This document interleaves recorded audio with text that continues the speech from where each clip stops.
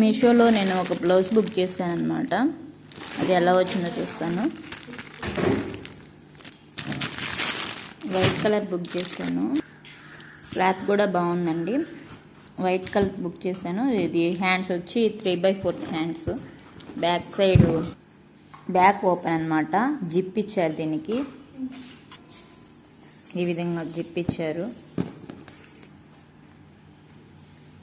దీని కాస్ట్ వచ్చి 353 రూపీస్ అండి.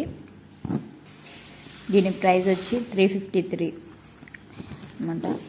బ్లౌజ్ అయితే నాకు బాగా నచ్చింది. ఇది మీషోలో బుక్ చేశాను.